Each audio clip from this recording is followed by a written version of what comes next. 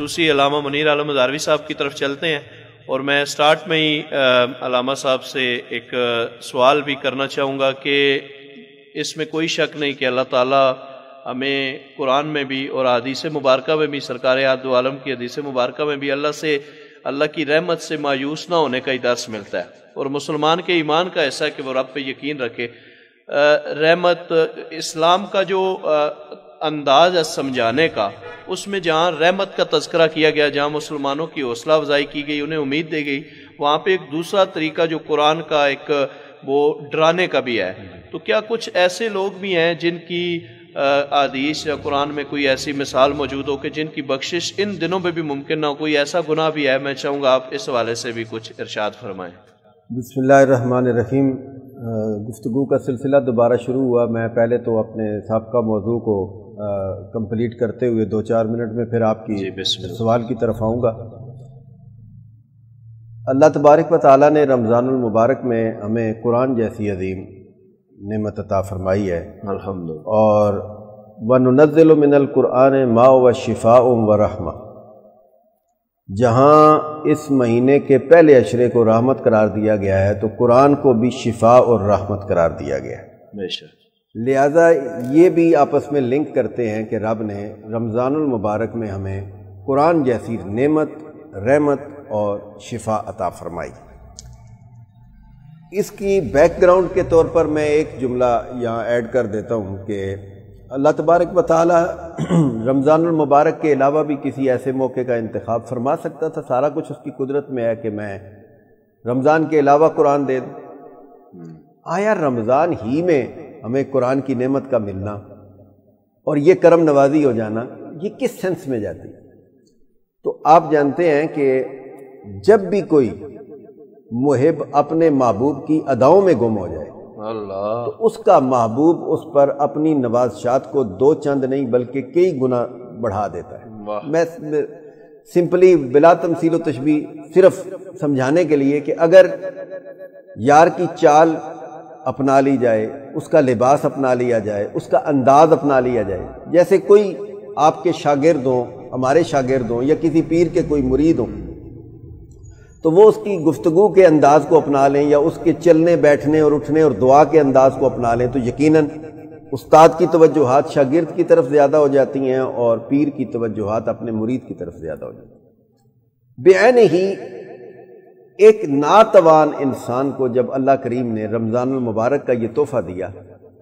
تو بندے نے کہا کہ مولا تو کبھی کھاتا نہیں ہے، کبھی پیتا نہیں ہے، تو کھانے پینے سے ہے پاک، اور تو کبھی عمل زوجیت کی طرف نہیں جاتا کیونکہ تو پاک ہے، تو بیویوں سے بچوں سے پاک ہے، لیکن میرے مولا میں تیرا بندہ ہوں، تیرا چاہنے والا ہوں، تیرا محب ہوں، میں 12 مہینے 30 دن اور ہمیشہ 24 گھنٹے بھی یہ وعدہ نہیں کر سکتا کہ میں کھانے پینے سے باز آ جاؤں گا، عمل زوجیت سے باز آ جاؤں گا، لیکن میرے مولا میں رمضان کے 30 دنوں کا تیرے ساتھ وعدہ کرتا ہوں کہ کم از کم دن کی روشنی میں کھاؤں گا بھی نہیں، پیوں گا بھی نہیں، عمل زوجیت کا ارتکاب بھی نہیں کروں گا، تو میرے ربا میں کب رات دن جاگ سکتا ہوں؟ مجھے تو کبھی اونگ آتی ہے، کبھی نیند آتی ہے، یہ تو تیری ہی شان ہے کہ اللہ لا الہ الا هو الحی القیوم لا تأخذہ سنۃ ولا نوم، یہ نہ اونگنا نہ سونا یہ تیری شان ہے، پر میرے مولا 30 دن کے لیے وعدہ کرتا ہوں دن کی روشنی میں کھاؤں پیوں گا کچھ نہیں اور رات کے اندھیرے میں سوؤں گا نہیں۔ رب نے کہا سونیا بندیا اتنا کمزور ہو کر تو اتنی بڑی ٹھان لی تو نے، لے اگر تو نے یہ ٹھان لی تو ہم نے یہ ٹھان لی، اذا اراد شیئا ان یقول له کن فیکون، اللہ کے سامنے تو کوئی چیز کوئی بڑی حیثیت نہیں رکھتی، تو نے اگر یہ ارادہ کر لیا تو ہم نے بھی تجھے انہی دنوں میں قرآن دینے کا ارادہ فرما لیا۔ اس لیے اللہ کریم نے رمضان کی ان بابرکت ساعتوں میں انسان کو قرآن جیسی نعمت، اور پھر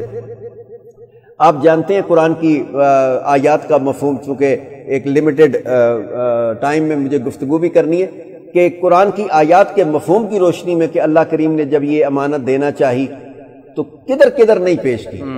کس کو آفر نہیں کی، اور یار کی آفر کوئی دل گردے والا ہی برداشت کر سکتا ہے، ہر کسی کے بس میں نہیں ہوتی۔ رب نے پہاڑوں کو کہا بنایا تم کو بھی میں نے ہے، تو میں تمہیں اپنی امانت دینا چاہتا ہوں. انہوں نے کہا مولا بنایا تو بڑا تو نے سخت ہے لیکن امانت تیری زیادہ وزنی ہے. پھر آسمانوں کو کہا کہ تمہیں بڑا بلند بنایا ہے, میں تمہیں اپنی امانت دینا چاہتا ہوں. انہوں نے کہا بلندی اپنی جگہ ہے لیکن یہ امانت اس سے بھی بالا ہے. پھر سمندروں کو کہا, زمین کو کہا انا عرضنا الامانۃ علی السماوات والارض والجبال, یہ تین کا تو ذکر اللہ نے قرآن میں کر دیا. ان تینوں کو اللہ نے وسعت, بلندی, مضبوطی کے باوجود اپنی یہ نعمت, یہ امانت آفر کی. انہوں نے کہا نہیں, قرآن کے الفاظ ہیں, انہوں نے کہا نہیں, انہوں نے انکار کر دیا. تو پھر ہوا کیا؟ پھر ایک 5-7 فٹ کا ایک اللہ کا شاہکار, میں تو شاہکار ہی کہوں گا, جسے بندہ کہتے ہیں, وہ سامنے آ گیا. اس نے کہا مولا میں آسمان جتنا اونچا بھی نہیں ہوں, پہاڑ جتنا مضبوط بھی نہیں ہوں, میں زمین جتنا چیڑا بھی نہیں ہوں, وسیع بھی نہیں ہوں, لیکن سونے ربا دینے پہ تو آیا ہے, میرا جو کچھ بگڑتا ہے بگڑ جائے, ایسے کر, کندھے ناتوان ہیں لیکن میرے کندھوں پہ رکھ لے. تو اللہ کریم نے پھر یہ امانت انسان کو دینا چاہیے. لیکن کیا رائی صاحب ڈائریکٹ آپ پہ آتی تو آپ برداشت کر لیتے, یا مجھ پہ آتی, یا علی شیر پہ آتی, یا ارسلان پہ آتی, یا محسن پہ آتی, تو کیا یہ سارے برداشت کر لیتے؟ نہیں, ان کے بس کی بات نہیں تھی. رب نے کہا سونے بندیا اب تو لینے پہ تیار ہو گیا ہے, میں دینے کا ارادہ کر چکا, اب ایسے ہوگا کہ میں درمیان میں ایک خاص سا بندہ لاؤں گا. اللہ, بندوں میں ایک خاص بندہ, جو بندوں میں ہوگا تو بندہ ہوگا, نوریوں میں ہوگا تو نوری ہوگا. جہتیں دو رکھیں گے, ادھر اللہ سے واصل, ادھر مخلوق میں شامل. خواص اس برزخ کبریٰ کو ہے حرف مشدد کا. جس طرح دو حرفوں کے درمیان حرف مشدد ہوتا ہے نا, وہ پچھلے کے ساتھ بھی ملا ہوا ہوتا ہے, اگلے کو بھی ملا رہا ہوتا ہے. رب نے کہا درمیان میں کوئی ایسا لاتے ہیں جس کی ایک جہت نوری ہو, مجھ نور سے لینے والا ہو, دوسری جہت بشری ہو, بشروں میں بانٹنے والا ہو, مجھ سے لیتا جائے, ان کو دیتا جائے.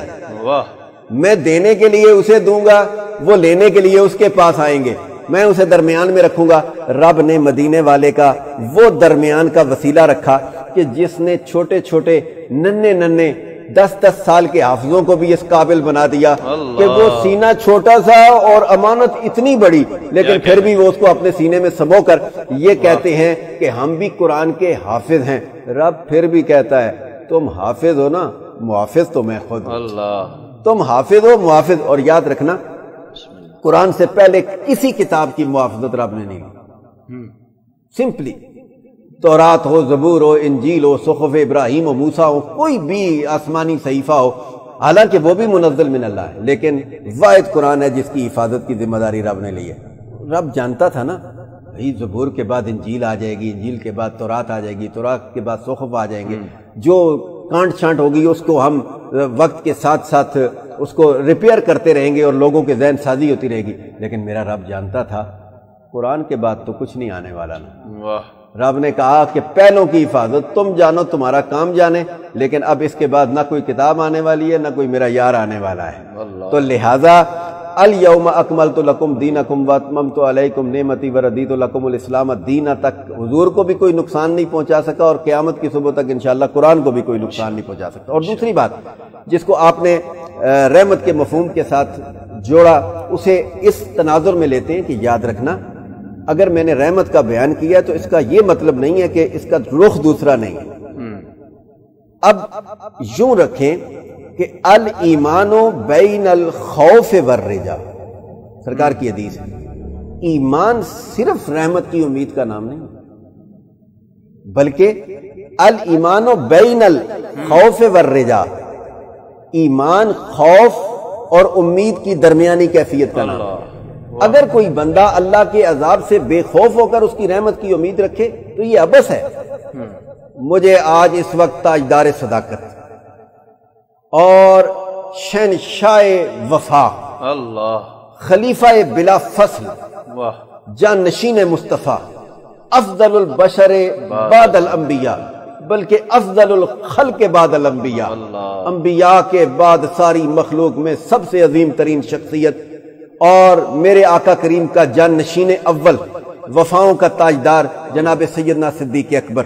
رضی اللہ تعالیٰ عنہ کا مجھے ایک قول یاد آ گیا ہے, اور آپ کی بات کی تصدیق کے لیے میرے خیال سے اس قول سے بڑھ کر میرے پاس شاید کوئی شے مجھے اس وقت میسر نہ آ سکے کہ جناب سیدنا صدیق اکبر رضی اللہ تعالیٰ عنہ نے فرمایا کہ قیامت والے دن اگر یہ اعلان ہو جائے میدان معاشر میں کہ سارے پکڑے گئے ایک بخشا گیا، سارے پکڑے گئے اللہ کی پکڑ میں آ گئے، عذاب میں مبتلا ہو گئے، ایک بخشا گیا، واہ صدیق اکبر، مدینے والے کی بارگاہ کا شاگرد بھی کیا اعلیٰ ہے اور مرید بھی کیا اعلیٰ ہے، اور پھر زمانے کے لیے ایک مثال بھی کیا اعلیٰ ہے۔ جناب صدیق اکبر فرماتے ہیں کہ جب یہ اعلان ہوگا نا، عاطف غیبی آواز دے کہ سارے پکڑے گئے اور ایک بخشا گیا، وہ کہتے ہیں مجھے اللہ کی رحمت پر اتنی امید ہے کہ میں یہ کہوں گا کہ وہ بخشا جانے والا میں صدیق اکبر۔ اور دوسری طرف آپ کا ایمان کتنی جولانی پہ، وہ کہتے ہیں کہ دوسری طرف اگر یہ اعلان ہو کہ سارے بخشے گئے ایک پکڑا گیا، سارے بخشے گئے ایک پکڑا گیا، یہ وہ شخص کہہ رہا ہے جسے حضور نے فرمایا ابو بکر فی الجنہ، عمر فی الجنہ، عثمان فی الجنہ، علی فی الجنہ، جن کے پاس جنت کا جواز اور ٹکٹ اٹھایا ہوا ہے، حضور کی تصدیق موجود ہے، وہ فرما رہے ہیں کہ دوسری طرف اگر یہ اعلان ہو جائے کہ سارے بخشے گئے ایک پکڑا گیا، تو کہتے ہیں مجھے اللہ کا خوف اتنا ہے، میں خدا سے ڈرتا اتنا ہوں، میرے دل میں خشیت الہی اتنی ہے کہ میں یہ سوچوں گا کہ کہیں پکڑا جانے والا میں ابو بکر صدیق ہی تو نہیں۔ یاد رکھنا کہ ایسا شخص جو خدا کے ساتھ کسی کو شریک ٹھہرانے والا ہو، جو عادی زانی ہو، جو عادی شرابی ہو، جو والدین کا نافرمان ہو، یہ خدا کی رحمت کا کچھ نہیں لگتا۔ خدا کی رحمت کے دامن میں وہ آ کر آباد ہوتے ہیں جو پہلے والدین کے، کیونکہ یاد رکھنا دنیا کے اندر کسی کو رب کے نام سے نہیں پکارا گیا، یہ والدین ہیں جن کو دنیا کے اندر بھی رب کہا گیا ہے۔ رب ارحمہما کما ربیانی صغیرا، سونے ربا ان پر ایسا رحم فرما جیسا انہوں نے مجھ پر بچپن میں رحم کیا ہے۔ یہ ربوبیت کا شرف رب نے دنیا کے اندر کسی کو دیا ہے تو والدین کو دیا ہے۔ جس طرح وہ رب حقیقی ہے، اسی طرح والدین بھی انسان کے لیے رب کا پالنے والا، رب کا معنی ہوتا ہے درجہ کمال تک پہنچانے والا، پالنے والا، بنیادی ضروریات مہیا کرنے والا۔ کیا بچہ تڑپے تو والدین ضروریات پوری نہیں کرتے، اور انسان تڑپے تو میرا رب کرم نہیں کرتا؟ اس لیے یاد رکھیں کہ خدا کی رحمت کے دامن میں آباد ہونے کے لیے گناہوں سے تائب ہونا بھی ضروری ہے۔ اور جب کوئی بندہ تائب ہوتا ہے، یاد رکھیں اللہ کی رحمت کا مفہوم بہت وسیع ہے، ایک ہے توبہ اور ایک ہے اللہ کی رحمت۔ توبہ یہ ہے کہ جب بندہ توبہ کرتا ہے تو اللہ گناہ معاف کر دے، دیٹس نہ کچھ تھا نہ وہ ہے، ایسے ہو گیا نامہ اعمال۔ لیکن رحمت اس سے دو چند ہے، توبہ یہ ہے کہ صرف گناہوں کا معاف ہو جانا، اور اللہ کا رحم کرنا یہ ہے کہ اللہ کریم توبہ کرنے والے کی توبہ کو اتنا بڑا شرف عطا فرما دے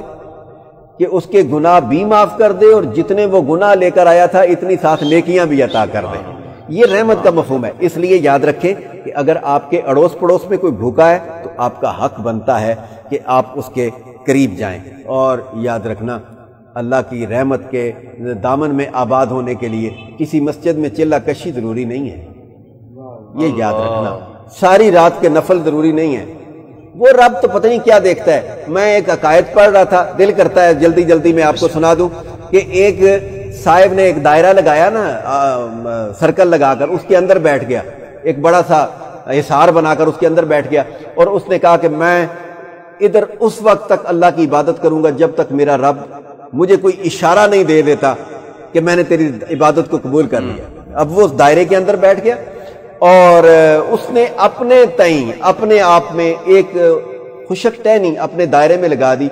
کہ بس میرے لیے نشانی یہ ہوگی کہ جس دن یہ خشک ٹہنی ہری ہو جائے گی میں سمجھوں گا کہ رب نے میری عبادت کو قبول کر لیا ہے۔ اب وہ بندہ بیٹھا ہوا ہے، سال گزر گیا، 2 سال گزر گئے، کوئی میرے جیسا سادہ لو بندہ وہاں سے گزرا، اس نے کہا بابا جی کیا کر رہے ہو؟ انہوں نے کہا عبادت کر رہا ہوں۔ تو یہ دائرہ کیوں لگایا ہوا ہے؟ او بھائی میں نے اللہ سے ایک وعدہ کیا ہوا ہے کہ جس دن اللہ کریم اس ٹہنی کو ہرا کرے گا میں سمجھوں گا اللہ نے میری عبادت کو قبول کر لیا ہے۔ اب اس نے کہا کہ بابا جی آپ اکیلے ہی بیٹھیں گے کہ میرے جیسے کسی بندے کے لیے بھی جگہ ہے؟ انہوں نے کہا پتر تو اس طرح کر کہ تو بھی ایک دائرہ لگا اور بیٹھ جا اور اللہ سے تو بھی کوئی وعدہ کر لے۔ اس نے بھی ایسا کیا، اس نے بھی ایک دائرہ لگایا، دائرہ کھینچ کر وہ دائرے کے اندر بیٹھ گیا۔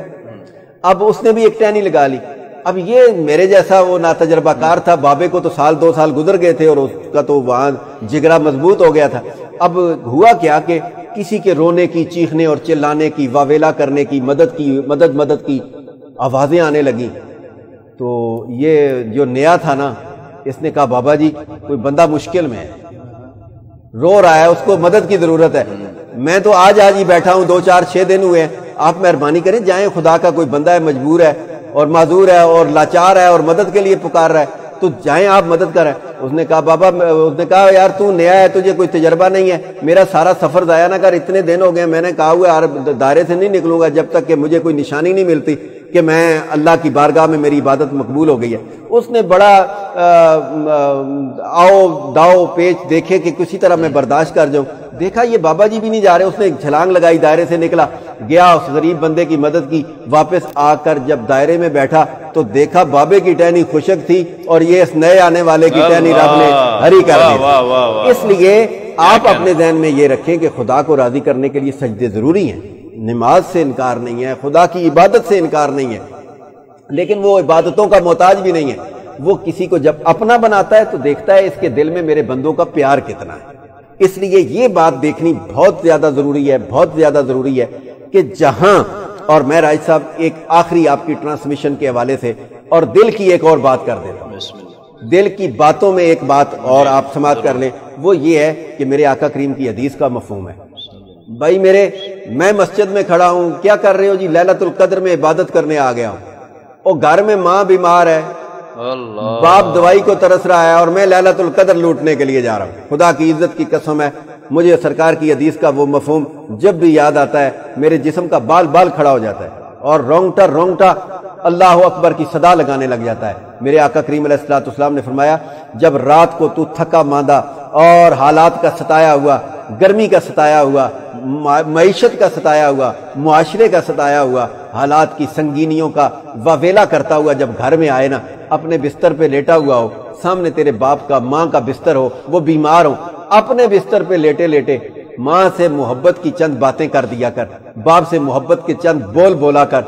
تیرے بستر پہ لیٹے ہوئے تیری ماں اور باپ کے ساتھ محبت کی باتوں کے تبادلے میں میں تجھے مجاہد فی سبیل اللہ کا ثواب عطا کر دوں گا۔ یہ میرے آقا کریم علیہ الصلوۃ والسلام کا فرمان ہے۔ اس لیے کچھ لوگوں کے بہن بھائیوں کے حقوق مر رہے ہوتے ہیں، کچھ لوگوں کے پڑوسیوں کے حقوق مر رہے ہوتے ہیں، کچھ لوگوں کے رشتہ داروں کے حقوق بلڈوز ہو رہے ہوتے ہیں، کچھ لوگوں کی بہنیں گھروں میں ان کے سروں میں چاندیاں آ رہی ہوتی ہیں اور ان کو شادی بیاہ اور نکاح کر کے اس لیے نہیں دیا جا رہا ہوتا کہ میری جائیداد میں بٹوارا پڑ جائے گا اور میرا حصہ کم ہو جائے گا۔ خدا کی عزت اور جلال کی قسم ہے، یہ کاریں، یہ کوٹھیاں، یہ بنگلے، یہ جائیدادیں اور یہ سب کچھ، یہ پلازے اور یہ ہوٹر اور یہ حکومتیں اور یہ تمکنت اور یہ وجاہتیں، سب کچھ دنیا میں رہ جائے گا۔ وہاں لے کر جانا ہے تو یا خدا کا دین لے کے جانا ہے یا کملی والے کا پیار لے کے جانا ہے۔ میں آج کی آپ کی اس ٹرانسمیشن کے حوالے سے تمام دوستوں کا مشکور ہوں کہ انہوں نے دیکھا، سنا، اور مزید بھی ان سے گزارش کروں گا کہ محبتوں کے یہ سلسلے، جیسے دل کی باتیں یہاں ہو رہی ہیں، کوئی کس عنوان سے ٹرانسمیشن کر رہا ہے، کوئی کس عنوان سے ٹرانسمیشن کر رہا ہے، میں سمجھتا ہوں ایسے حالات میں، ایسی صورتحال جب درپیش تھی تو یہی کچھ ممکن تھا۔ میں آپ سے کہوں گا کہ آپ رمضان کی ہر ٹرانسمیشن کا حصہ بنیں، اور میں بھی اسی جذبے سے ہر ٹرانسمیشن کو ٹائم دیے جا رہا ہوں کہ اللہ شاید میری کسی نیکی کو قبول کرے گا، اور شاید کل میدان معاشر میں بڑے بڑے پارسا دیکھتے رہ جائیں اور شاید ہمارے جیسا کوئی گناہگار چھلانگ لگا کر اللہ کی رحمت کے دامن میں آباد ہو جائے۔ اللہ آپ کے اس کا شانے کو، اس مے خانے کو صبح قیامت تک آباد فرمائے۔